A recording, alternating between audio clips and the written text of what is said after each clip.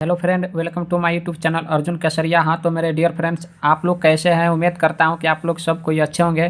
तो हाँ my dear friends, आज जो हम डिस्कस करने वाले हैं बेसिक इंग्लिश का, आज यानी 5 क्लास यानी 5वां क्लास हमारा होने वाला है। ठीक है, और एक क्लास बहुत इंटरेस्टिंग होने वाली है।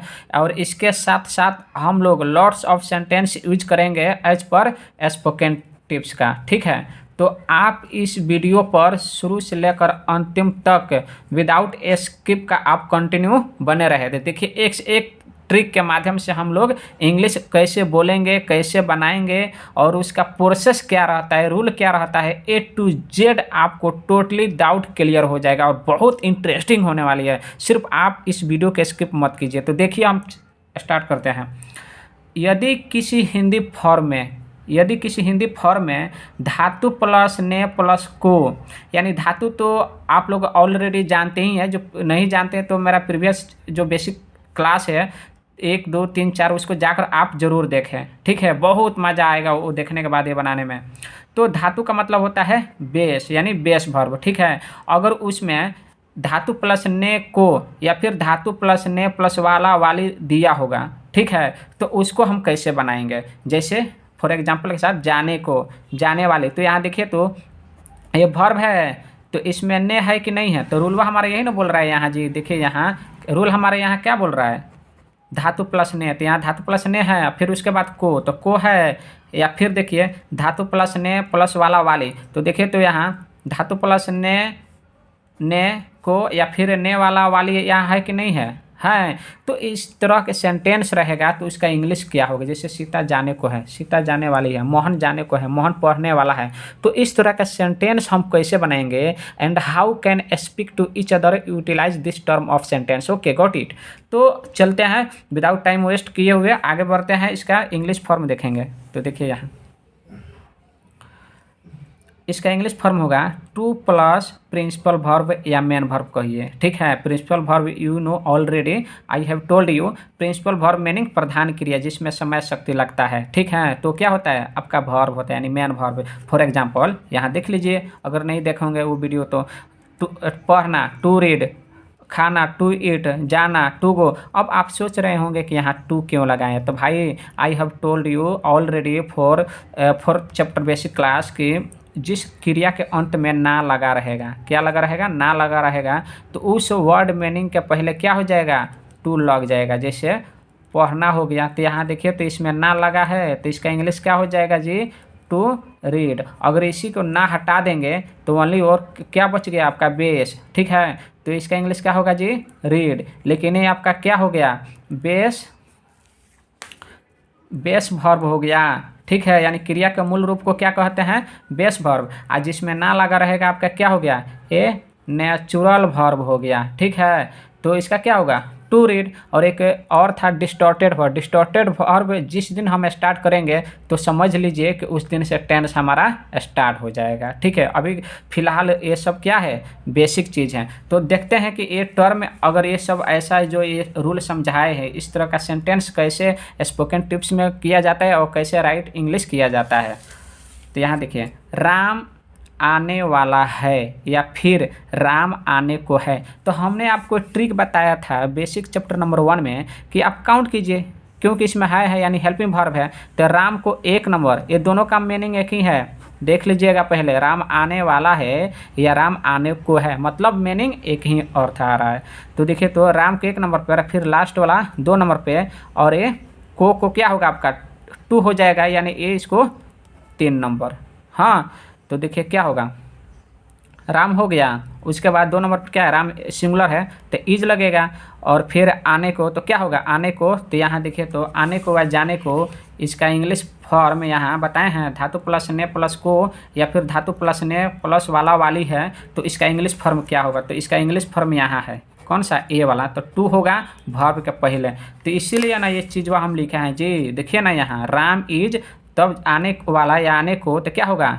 इज, यानी हेल्पिंग वर्ब के बाद क्या लग जाएगा? टू लग जाएगा। कब? जिसमें धातु प्लस ने लगा रहेगा तब। ठीक है, तो टू आने को तो कम, बस दैट्स ऑल। उसके बाद देखिए यहाँ सीता पढ़ने वाली है ना? सीता पढ़ने वाली है तो क्या होगा इसका इंग्लिश जी? या सीता पढ़ने को है तो सीता को 1 नंबर पे और हैं को 2 नंबर पे और इसको 3 नंबर पे। तो क्या होगा? सीता, उसके बाद हेल्पिंग वर्ब सिंगुलर है, ठीक है। तो इज सब्जेक्ट सिंगुलर है, मतलब इज आर एम कब क्यों कैसे लगता है? तो helping verb is are am was were, ये जो शुरुआत वाला रहता है ना, इसको सब्जेक्ट बोला जाता है। अब समझाएंगे कि सब्जेक्ट क्या है, ऑब्जेक्ट क्या है अभी तुरंत, ठीक है। तो आपको और डाउट क्लियर हो जाएगा। तो शुरू वाला जो शब्द रहता है ना, इसको सब्जेक्ट बोला जाता है। तो यहाँ इसके अकॉर्डिंग क्या होता है, हेल्पिंग वर्ब या मेन वर्ब यूटिलाइज करते हैं। ये सिंगुलर रहेगा तो सिंगुलर होगा, या प्लूरल रहेगा तो प्लूरल होगा। तो सीता इज क्या होगा? To read. Got it? बस। अब आपका प्रॉब्लम ये आ रहा है कि आखिर कब तक 1 2 3 4 करके चलेंगे। हाँ, अब तो हमारा 5वां क्लास है तो हम भाई स्टैंडर्ड में थोड़ा जाते हैं, ठीक है। वो तो समझने के लिए ट्रिक बताया था कि इसको 1 नंबर 2 नंबर 3 नंबर, लेकिन अब थोड़ा हम इंग्लिश जान गए हैं, बना रहे हैं, प्रैक्टिस कर रहे हैं, तो थोड़ा स्टैंडर्ड लेवल में जाते हैं। हाँ, तो देखिए ये तो आप लोग समझ गए होंगे, ठीक है। लेकिन फिर भी नहीं समझे होंगे कि is are am was were कहाँ लगेगा और सब्जेक्ट कैसे रहेगा, तो फिर भी आपको बता रहा हूँ। यहाँ देखिए ये सब आपका पर्सन है, ये ए टू जेड, यहाँ से ए और ए दिख रहा है ना आपको, ए टोटल इज पर्सन। तो वो ऑलरेडी टोल्ड यू, मतलब टीच यू कि how many types of person, ठीक है। तो person is 3 types. By the way, आप उस वीडियो को वॉच नहीं किए हैं तो आई रिक्वेस्ट यू प्लीज़ आप एक बार उसे जाकर ज़रूर देखें। बहुत इंटरेस्टिंग तरीके से बताए हैं, एकदम देहाती लैंग्वेज की तरफ, ठीक है। इंग्लिश को इंग्लिश समझिएगा ना तो इंग्लिश आप नहीं पढ़ पाइएगा, बोल नहीं पाइएगा, ठीक है। क्योंकि हमारा जो इंडिया देश है ना, इधर का अपना लैंग्वेज क्या है? हिंदी है, ठीक है। और स्टेट लेवल का तो प्रॉपर उसका लैंग्वेज अलग ही रहता है, लेकिन हमारे राष्ट्रीय भाषा क्या है? हिंदी है। तो इसलिए जो अंदर मदर टंग जो हिंदी है ना, अंदर ही ये बस चुका है, अपना जगह बैठा लिया है। तो इंग्लिश को जाना मुश्किल है, वो जाने नहीं देता है, इंटरनेशनल लैंग्वेज है। इसलिए इंग्लिश को अपनी ही भाषा बोल चाल की लैंग्वेज समझिए, देखिएगा कि आप डेफिनेटली आप इसको राइट कर सकते हैं और बोल भी सकते हैं। और इंग्लिश को इंग्लिश की तरह मत पढ़िए, उसको जिस तरह मैथ पढ़ते हैं, साइंस पढ़ते हैं, संस्कृत पढ़ते हैं ना, उस तरह उसको पढ़िए, तब देखिए कितना इंटरेस्टिंग होने वाली है। और ये विषय ना आप इसको अगर समझ लीजिए, समझ गए ना और जान गए ना, तो आपका साथ ये कभी नहीं छोड़ेगा। बाकी सब विषय चल जाएगा आर पार कहीं भी, लेकिन इंग्लिश आपको मरते दम तक वहाँ तक जाएगा। आप वो यूज करके आप एक स्टैंडर्ड फॉर्म के रूप में आ सकते हैं। ओके, तो ये देखिए किसके साथ, ही सी इट वन नेम के साथ क्या लगेगा आपका? हेल्पिंग वर्ब में इज वाज लगेगा, क्योंकि ये सिंगुलर है। और यहाँ देखिए दे यू वी और प्लूरल नेम के साथ इसके साथ क्या लगेगा? आर या वर लगेगा। हेल्पिंग वर्ब और बहुत सारा होता है, जब आगे जैसे जैसे आगे बढ़ेंगे वैसे वैसे हम देखेंगे, लेकिन बेसिकली यहाँ पर यही यूज हो रहा है, तो इसी को हम डिस्कस करेंगे, अदरवाइज नथिंग। ओके, तो ये सब चीज़ ससुरा क्या है? ये सब ससुरा क्या है? हेल्पिंग वर्ब है, एक्सुलरी वर्ब है। आ रहा समझ में ना? इसको सहायक क्रिया कहा जाता है, जो मेन वर्ब में थोड़ा सा सपोर्ट करता है, सहायता करता है, ठीक है। अब देखिए, अब बोलिएगा कि आई के नहीं बताया, तो आई ससुरा अपवाद है, ये दोनों रहता है, ठीक ना। जैसे एम और वाज, जैसे कि आप ट्रांसजेंडर को जानते हैं, ट्रांसजेंडर क्या होता है? वो जेंट्स और मेल और फीमेल दोनों में आता है, इसलिए उसको ट्रांसजेंडर बोला जाता है। तो ये ससुरा उसी तरह ये भी अपवाद है, ये हेल्पिंग वर्ब में भी आता है, हेल्पिंग वर्ब सॉरी ये सिंगुलर में भी आता है और प्लूरल में भी आता है। तो इसको तो जाने दो यार, इससे क्या एक ही है ना, इसके बारे में तो जानिएगा। अब देखिए इसका इंग्लिश फॉर्म क्या होता है, जो हमने वो बताया था कि हम तो वो बूझा बुझौल कर रहे थे कि इसको 1 नंबर पे, इसको 2 नंबर पे, या इसको 3 नंबर पे। अब थोड़ा स्टैंडर्ड लेवल में आते हैं माय डियर फ्रेंड्स, क्योंकि हम थोड़ा जान गए हैं। तो स्टैंडर्ड लेवल में देखिए subject plus is are am was were, ये इतना लिखने के मान लीजिए हमको ज़रूरत नहीं होता, इसको हम डायरेक्ट क्या चीज़ लिख देते हैं यहाँ पे? H P. हाँ, हेल्पिंग वर्ब, यानी हेल्पिंग वर्ब सॉरी एच भी होगा, ठीक है, यानी हेल्पिंग वर्ब होगा, ठीक ना। इसको डायरेक्ट यहाँ से यहाँ तक लेकर हम क्या डायरेक्ट लिख देते हैं? Helping verb. लेकिन आप इसको नहीं समझ पाते हैं, शॉर्टकट हो जाता है, क्योंकि हम बेसिक से स्टार्ट किया ना, तो एक एक चीज़ को हम लोग को जानना जरूरी है, इसलिए ये चीज़ हमने यहाँ राइट किया है। ओके, तो is are am was were आपका क्या हो गया? Helping verb. उसके बाद इन्फिनेटिव, इन्फिनेटिव का मतलब वही टू वाला, जो जौना का पहले, जिसके पहले क्या लगा था? टू लगा था। तो यहाँ देखिए, या फिर समझा दे रहे हैं, जो वर्ब के पहले टू लग जाए उसके इन्फिनेटिव वर्ब बोलते हैं। इसको मेन वर्ब भी कहा जाता है, ठीक ना, या फिर इसको टू वर्ब भी कहा जाता है, all are no this that, ठीक है। इसके सब इसको नाम से जाना जाता है, क्या है क्या नहीं है। तो ये सब बेसिक चीज़ें आपको पहले ही बता चुका है, इसमें कुछ कन्फ्यूज होने की ज़रूरत नहीं है आपको। हाँ, अब हमारा मेन मुद्दा क्या है, प्रॉब्लम क्या था कि जैसे कि ये आपको बताया कि राम आने वाला है। तो यहाँ देखिए इसको 1 नंबर पे और इसको 2 नंबर पर, इसको 3, तो इसी को हम थोड़ा स्टैंडर्ड लेवल में जाते हैं, ठीक है। ये कब तक 1 नंबर 2 नंबर चलता रहेगा। आप इस ट्रिक है, अगर वो चीज़ नहीं जानते हैं तो इस ट्रिक के माध्यम से you can follow this, okay got it. ये ट्रिक के माध्यम से आप इसको बना सकते हैं, फॉलो कर सकते हैं, नो प्रॉब्लम एनी डाउट। लेकिन बट प्रॉब्लम क्या होता है, लेकिन इसको थोड़ा स्टैंडर्ड में जाते हैं ना भाई, थोड़ा स्टैंडर्ड में जाते हैं। क्यों, हम जान लीजिए, अगर मान लेते हैं कुछ इंसान जब पैसा कमाने लगता है तो उसके अकॉर्डिंग हर उसका रूल रेगुलेशन और प्रोफेशन टाइप खाना पीना सब कुछ चेंज हो जाता है, एवरीथिंग विल बी चेंजेस। तो फिर यहाँ हम कुछ जान गए हैं तो इसका स्टैंडर्ड रूप में जाते हैं, बस और कुछ नहीं है। लेकिन आप ऐसे भी बना सकते हैं इस ट्रिक के माध्यम से 1 2 आगे पीछे करके, ठीक है। तो अब इसका इंग्लिश फॉर्म स्टैंडर्ड में जाते हैं कि वो कैसे होता है। तो वहीं एक चीज़ वह है सब्जेक्ट प्लस ही जा रहे हैं वाज वियर और इन्फिनिटिव वर्ब, ठीक है। अब इसमें जानते हैं कंडीशन क्या आ जा रहा है, सब्जेक्ट आ रहा है, ठीक है। और इसके अलावा और इसमें भी होता है कौन सा, अदर।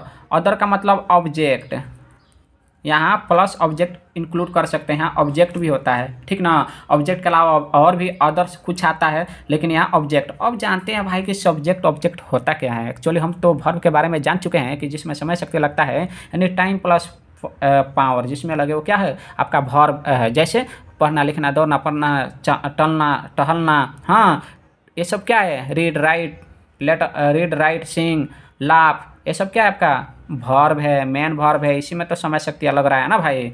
लेकिन यहाँ एक नया हमारा सब्जेक्ट वर्ड मिल गया, सब्जेक्ट। इसका पूरा नाम होता है SUBJECT, सब्जेक्ट, यानी इसको बोलते हैं करता। तो इसको शॉर्टकट में SUB लिखते हैं। तो SUB का मतलब क्या होता है, यानी सब्जेक्ट का मतलब क्या होता है। तो यहाँ डिफिनेशन मैंने राइट किया है ऑलरेडी।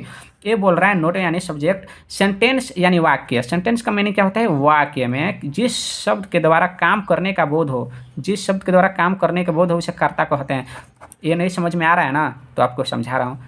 यानी किसी काम को करने वालों को, जो किसी काम को करता है ना उसी को ना कर्ता बोला जाता है। जैसे कोई बोलता है कि यहाँ का कार्यकर्ता कौन है, आप सुने होंगे ना किसी मीटिंग मेला वगैरह या फिर कोई किसी कंपनी में कि भाई इधर का कार्यकर्ता कौन है, तो कोई बोलता है मैं इधर का कार्यकर्ता मैं हूँ, यानी वो उस काम को करने वाला मैं हूँ। तो मैं क्या हो गया भाई, सब्जेक्ट हो गया।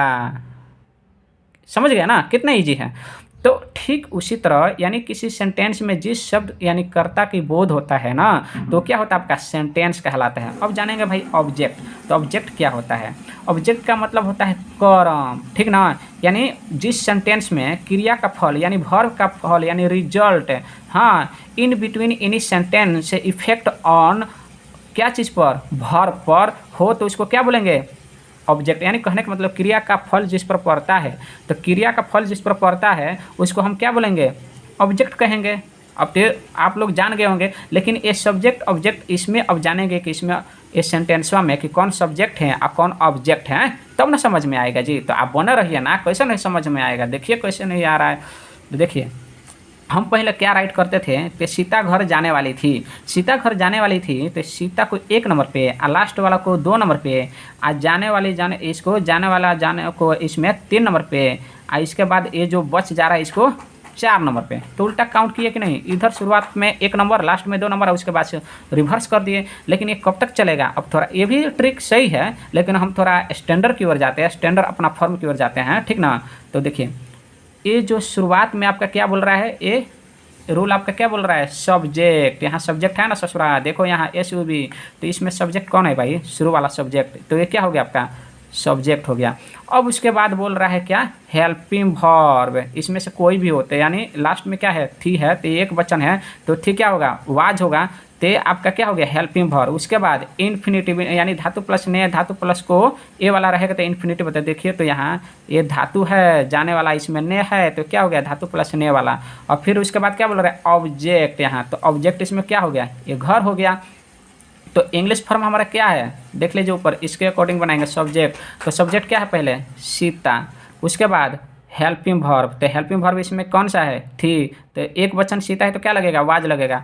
फिर बोल रहा है इन्फिनिटिव यानी ने वाला, तो ने का यहाँ पर क्या हो जाएगा टू, उसके बाद गो, हाँ गो में जुटा है ने, तो फिर उसके बाद क्या बच गया, अदर यानी घर, तो क्या होगा, होम हो गया। तो Sita was to go home, आगे समझ में। ठीक उसी तरह ये भी बनेगा, मोहन आने वाला था, तो क्या होगा, रूल के अकॉर्डिंग बनाना है। ऊपर जो ये रूल आपको समझाया ना, इसको रिमेंबर कर लेना है, इसी के अकॉर्डिंग ये सब बनेगा। तो मोहन आने वाला था, तो क्या होगा, Mohan was to come, full stop. फिर देखे तो आप लोग पढ़ने वाले थे, तो क्या होगा, यू वर, उसके बाद टू रीड। फिर ये देखिए, वे लोग स्कूल जाने वाले थे, तो क्या होगा, दे वीयर, उसके बाद टू गो टू स्कूल। ठीक ना, बस हो गया। कितना इजी ट्रिक है। तो ये सारा इस ट्रिक के माध्यम से इस तरह के सेंटेंस आप बहुत ज़्यादा से ज़्यादा स्पोकन टिप्स में आप कन्वर्सेशन के लिए यूज भी कर सकते हैं। और बीसीबी या सीबीएसई या स्टेट लेवल जो भी बोर्ड एग्ज़ाम भी हो रहा है, उसमें हिंदी टू इंग्लिश ट्रांसलेट करना 5 या 6 10 नंबर का आता ही आता है, कंपलसरी है। तो उस लेवल का भी आप प्रैक्टिस कर सकते हैं, ठीक है। या फिर आपका कोई भी कंपटीशन एग्जाम दीजिए, चाहे एसएससी हो, एसएससी में तो कंपलसरी है कि इंग्लिश आपको पूछना ही पूछना है, वहाँ बहुत ज़्यादा से ज़्यादा पूछता है भाई। एसएससी का कोई भी डिपार्टमेंट एग्जाम हो, उसमें पूछना ही पूछना है इंग्लिश सब्जेक्ट, ठीक है। तो उसमें क्या आता है, करेक्ट सेंटेंस, यानी उसमें करेक्शन करने के लिए सेंटेंस आता है। तो भाई ये ट्रिकवा जाने रहिएगा, ये रूलवा अगर आप ये जाने रहिएगा, तब ना आपको पता चलेगा कि यहाँ ई जार में लगेगा कि क्या लगेगा, क्या नहीं लगेगा, टू लगेगा कि नहीं लगेगा। तो उसमें ऑब्जेक्टिव में 1 मार्क के लिए आता है, ठीक है। तो ये बेसिक चीज़ है, लेकिन बेसिक छोटा सा चीज़ है, बहुत धमाल करने वाला आ गया है, ठीक है। ये बम है, बम। अगर इसको समझोगे ना तो बहुत सॉफ्टली समझ में आएगा, नहीं समझोगे तो बहुत हार्डली हो जाएगा। ये शॉर्ट तरीका है समझाने का, लेकिन ये बहुत सॉफ्टली है, ठीक है। अब जाते हैं अगला ट्रिक हमारा क्या है, ये सब समझ गया ना।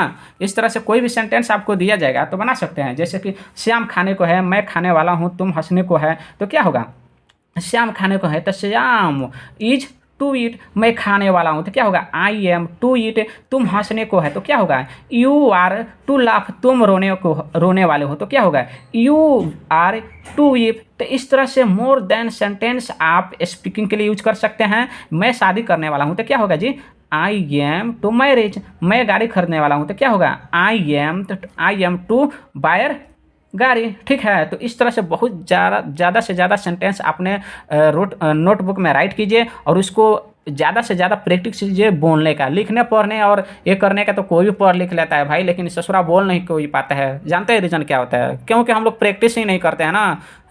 इसको प्रैक्टिस ही नहीं करें जब तक, मतलब until you will be practice, then after then you can not speak to another person. Okay got it. जब तक आप प्रैक्टिस नहीं कीजिएगा ना, ये मेरा दावा है, आप नहीं बोल सकते हैं। जिस दिन से प्रैक्टिस आप स्टार्ट कर दीजिएगा ना, इंग्लिश क्या है, कुछ नहीं है, ये धूल कर है, आप ऐसे ही उसको छीट दीजिएगा। जैसे आ रहा समझ में ना, तो इंग्लिश कुछ नहीं है, बस इसके मैथ साइंस की तरह आप समझिए ना, बस ऑटोमेटिक वो ढल जाएगा।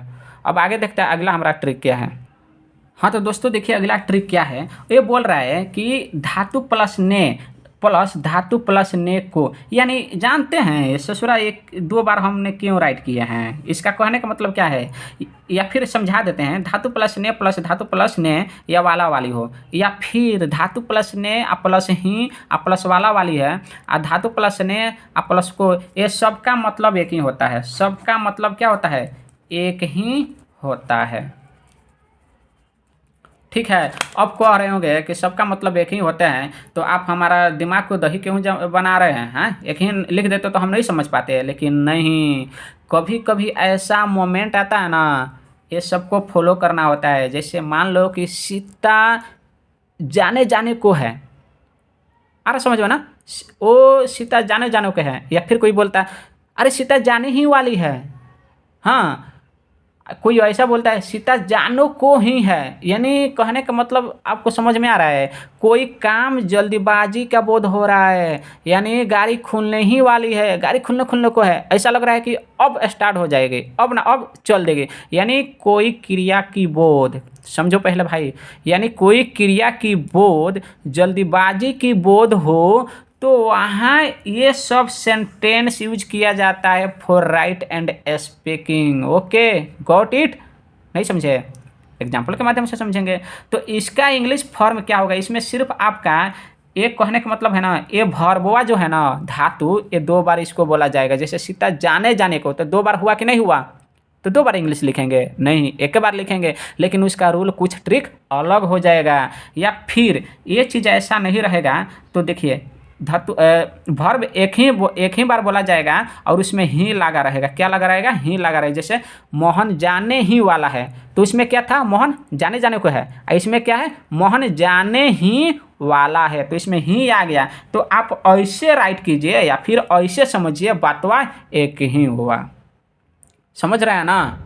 हाँ, तो अब ही इसमें स्पेशल एक आकर नया वर्ड जुट जा रहा है, यानी एक एक शब्दवा को 2 बार बोला जा रहा है, या फिर उसमें ही लगा दे रहा है, तो उसको कैसे मतलब बनाया जाएगा, कैसा उसका इंग्लिश फॉर्म होगा? तो यहाँ देखिए, जस्ट वो जो इन्फिनेटिव वर्ब हमने राइट करता था ना, कौन सा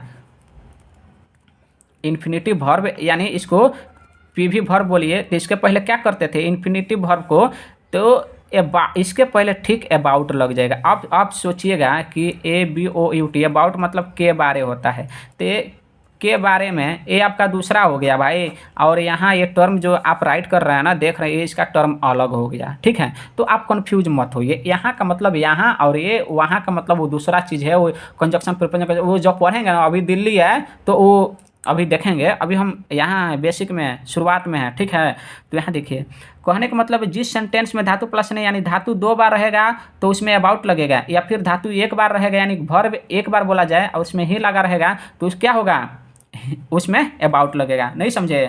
कैसा नहीं समझ में आएगा जी? देखिए यहाँ इंग्लिश फॉर्म बोल रहा है कि अगर ऐसा फॉर्म रहेगा तब, ऐसा ये जो देख रहे हैं ना वैसा, तो वैसा कैसा? देखिए यहाँ सब सेंटेंस राइट किए हैं महाराज, आप समझ, थोड़ा सा धीरज रखिए, सब बताने वाला हूँ। तो देखिए यहाँ इसका इंग्लिश फॉर्म क्या है?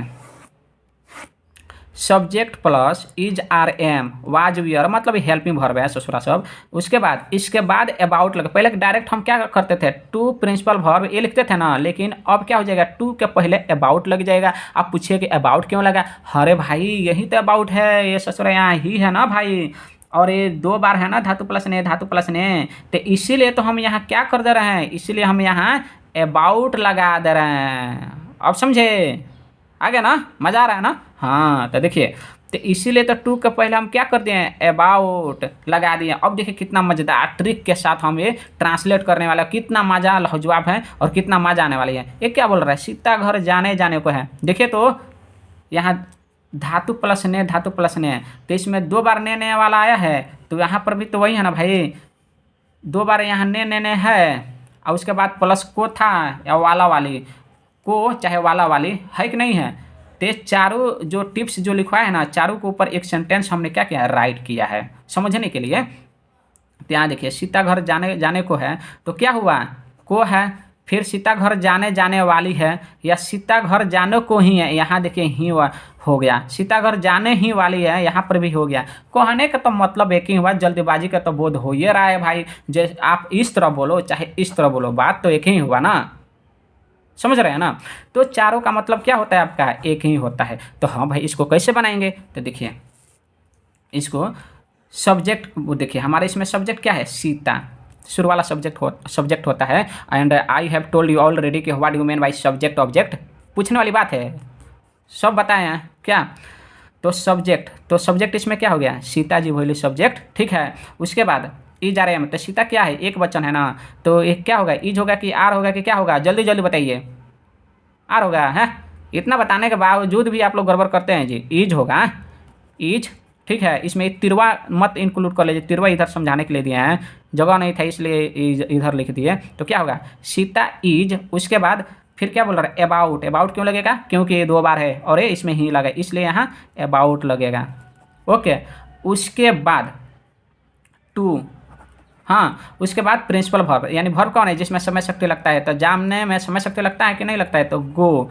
तो उसके बाद ऑब्जेक्ट, तो ऑब्जेक्ट यानी दूसरा जो बच जाएगा ऑब्जेक्ट रहेगा, नहीं तो अदर्स कुछ रहेगा, तो घर, तो क्या होगा? हो। तो देखिए तो बन गया।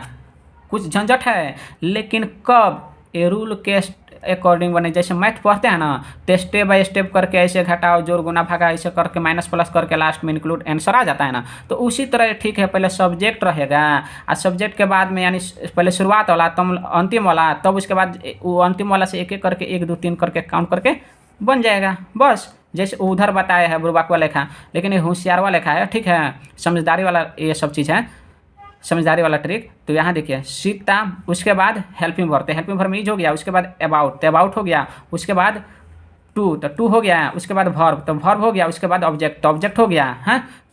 कितना आसान है। अब यहाँ देखिए लुक हियर, आप पत्र लिखने ही वाले हैं, तो लिखो ना भाई, किस बात की देर हो रही है, लिख डालो इसको। क्या लिखोगे, आप पत्र लिख ही वाले हैं, तो देखो लिखते हैं, तो यू लिख दिए, सब्जेक्ट हो गया। हाँ, उसके बाद रूल क्या है, हेल्पिंग वर्ब, तो हेल्पिंग वर्ब इसमें कौन सा है भाई, हाँ, तो ये क्या है, प्लूरल है, ये आप क्या है, प्लूरल है, तो यहाँ क्या लगेगा, आर, उसके बाद ही है यहाँ, तो फिर यहाँ क्या लगेगा, अबाउट, ठीक है, एडी नहीं अबाउट है, अबाउट, उसके बाद लिखने है, उसके बाद क्या होगा, टू, उसके बाद वर्ब, तो वर्ब कौन है, लिखना, तो राइट, फिर पत्र, ये ऑब्जेक्ट क्या हो गया, पत्र, तो ए लेटर। बस कितना आसान है। इस तरह से ये भी आप राइट कर सकते हैं। वे लोग घर जाने ही वाले हैं, तो क्या होगा, दे आर अबाउट, ठीक है, उसके बाद टू गो होम। अब देखिए यहाँ सीता और गीता गाने ही वाली है, तो क्या होगा, सीता एंड गीता। मैं आप लोग को बता चुका हूँ कि जिसमें एंड शब्द से जुड़ा और सबसे जुड़ा रहेगा नाम, तो क्या हो जाएगा, प्लूरल में हो जाएगा। तो यहाँ 2 नेम है ना, तो क्या हो जाएगा, आर, उसके बाद अबाउट, ठीक है, उसके बाद वर्ब यानी टू सिंग ए सॉन्ग हो गया। इसी तरह ठीक है, आप लोग के लिए एक टास्क है, मैं जाने ही वाला था, बना सकते हैं जी। अब अगला देखते हैं क्या है। अब हमारा अगला ट्रिक है, कार से, बस से, ट्रेन से, साइकिल से, पेन से, पैदल, जितना अभी तक ये वाला वाली को हम यूज किए हैं ना, अब उसमें ये इंक्लूड करके हम बोलने वाले हैं। देखिए कितना इंटरेस्टिंग सेंटेंस होने वाली है, और ज़्यादा से ज़्यादा lots of people use of this term in spoken tips. Okay, देखिएगा कॉन्वर्सेशन में ज़्यादा से ज़्यादा ये सब वर्ड यूज करते हैं, सेंटेंस यानी ट्रांसलेट। तो कैसे यूज करते हैं, तो देखिए अगर ये शब्द दे दिया रहेगा, हाँ ऐसा से वाला, तो इसको अंत में लिखेंगे, ऑब्जेक्ट के बाद लिखेंगे, ठीक ना। जो रूलवा आप लोग देखें, रूलवा क्या था, रूलवा आपका ये था, जो रूल था ना, ये सब ऑब्जेक्ट के बाद होगा। कौन, ए वाला, क्या चीज़ के बाद होगा, यहाँ ऑब्जेक्ट के बाद होगा, ठीक है। अब प्रॉब्लम क्या होता है, अगर यदि इसमें समय दे दें, तो समय है सब, ये सब चीज़ लिख लेने के बाद टाइम वाला लिखेंगे। अगर ए वाला नहीं देगा तो इसके जगह पर टाइम वाला हो जाएगा। तो यहाँ नोट में करके लिख दिया हूँ, अंत में ये सब क्या चीज़ रहेगा, अंत में रहेगा, और समय दिया रहेगा तो समय को इसके बाद लिखेंगे। ये समय को क्या करेंगे, इसके बाद लिखेंगे, इसके यानी ये सब के बाद हमारा क्या हो जाएगा, टाइम हो जाएगा। और ये सब कब रहेगा, ऑब्जेक्ट के बाद रहेगा। समझ गए, पहले ऑब्जेक्ट, तब ये सब, तब उसके बाद टाइम। हाँ, फॉर एग्जांपल देखिए यहाँ सीता बस से जाने वाली है, भाई अरे जाने वाली है तो राइट कर डालो ना, जाने वाली है तो, इसमें भारी बात क्या है। देखो कितना इजी ट्रिक से बना रहे थे। सीता हो गया, उसके बाद इज, उसके बाद क्या होगा, subject plus helping verb plus, उसके बाद इसमें ही नहीं है, या एक को शब्द 2 बार नहीं बोला है जी, एक शब्द इसमें 2 बार बोला है, नहीं ना बोला है, या फिर ही है, तो इसमें अबाउट लगेगा ही नहीं ना भाई। तो सिंपल ट्रिक हो गया अपना दूसरा वाला ट्रिक, ठीक है। तो क्या होगा, सीता इज, उसके बाद टू गो, उसके बाद ऑब्जेक्ट, तो क्या है ऑब्जेक्ट, इसमें ऑब्जेक्ट भी नहीं है, बस और इजी हो गया। Sita plus is plus Sita मतलब सब्जेक्ट प्लस हेल्पिंग वर्ब, और उसके बाद इन्फिनिट है, उसके बाद ऑब्जेक्ट, तो ऑब्जेक्ट है ही नहीं है, तो उसके बाद डायरेक्ट क्या लेंगे, देंगे बस से, तो बाई बस। अगर ये नहीं समझ में आया ना, तो आपको ट्रिक बता रहा हूँ। देखो सीता को 1 नंबर पे, फिर लास्ट वाला 2 नंबर पे, जाने वाला वाले इसको 3 नंबर पे, और इसके बाद जो बच गया इसको 4 नंबर पे। तो देखिए तो बन गया कि नहीं। सीता है, सीता 1 नंबर हो गया, हेल्पिंग वर्ब 2 नंबर हो गया, और जाना जाने वाले यहाँ तक है तो 3 नंबर हो गया। अब बस से तो यहाँ आपको मैं राइट कर चुका हूँ, बाई बस बाई ट्रेन, तो ये क्या हो जाएगा आपका 4 नंबर पर हो गया। कितना आसान है। आपको दोनों हाथ में लड्डू है, समझ में आ रहा है, दोनों हाथ में लड्डू है, इससे खाओ दोनों खाओ एक साथ, जैसे मर्जी वैसे खाओ, खाना तो आपको ही है। हाँ तो देखो जिस तरह आप समझे, as you like, okay, you just your choice. अब देखिए अगला ट्रांसलेशन क्या है। सीता कल ट्रेन से आने वाली है। हाँ इसमें अब क्या दिया है, टाइम दे दिया है इसमें। हाँ वो टाइम वाले के जहाँ यहाँ टाइम की बात किया जा रहा था ना, कि ये सब के बाद मतलब टाइम रहेगा, ये ऑब्जेक्ट के बाद रहेगा, इसके बाद टाइम रहेगा। तो देखिए यहाँ टाइम दे दिया है, तो सीता कल ट्रेन से आने वाली है, तो क्या होगा, सीता इज टू कम, हाँ उसके बाद बाई ट्रेन, कॉल, कॉल आने वाली, कब, कॉल, तो क्या हो जाएगा टुमारो। हो गया। तो कहने का मतलब क्या था, सीता हो गया सब्जेक्ट, और ये हेल्पिंग वर्ब हो गया, और टू इन्फिनेटिव वर्ब हो गया, अब बाई ट्रेन जो ये सब समझे। ऑब्जेक्ट के बाद है कि नहीं ये चीज़, हाँ ऑब्जेक्ट इसमें नहीं है, ठीक ना, लेकिन फिर भी ऑब्जेक्ट के बाद होने चाहिए, तो ऑब्जेक्ट के बाद ये सब चीज़ है, और उसके बाद क्या है, इसके बाद टाइम है, इसके बाद क्या है, टाइम है, यहाँ टाइम। तो देखिए तो यहाँ इसके बाद टाइम हो गया, समझ में आ गया। फिर देखिए हम लोग बस से पटना जाने वाले हैं, तो देखिए इसमें ऑब्जेक्ट है लेकिन टाइम नहीं है, तो we are to go to Patna, हाँ बाई बस, बस हो गया। कितना इजी है। सीता पैदल मंदिर जाने को है, तो क्या होगा, Sita is to go up to temple on foot. पैदल का इसमें बाई नहीं होगा, ऑन फुट, क्या होगा, ऑन फुट होगा। आ रहा समझ में। अब ये आप लोग के लिए एक टास्क है, सोहन साइकिल से विद्यालय जाने वाला है। हाँ बना सकते हैं, तो हम किसके अकॉर्डिंग बनाए, ए रूलवा के अकॉर्डिंग। आप रूल एक बार देख लीजिए, सब्जेक्ट प्लस ए हेल्पिंग वर्ब है, इन्फिनिटिव वर्ब तब ऑब्जेक्ट तब अदर जो चीज़ दिया रहेगा। तो इस तरह से कहने का मतलब है दोस्त कि बहुत सारा सेंटेंस आप इसको राइट करके स्पोकन टिप्स में आप यूज कर सकते हैं और बोल भी सकते हैं, ठीक है।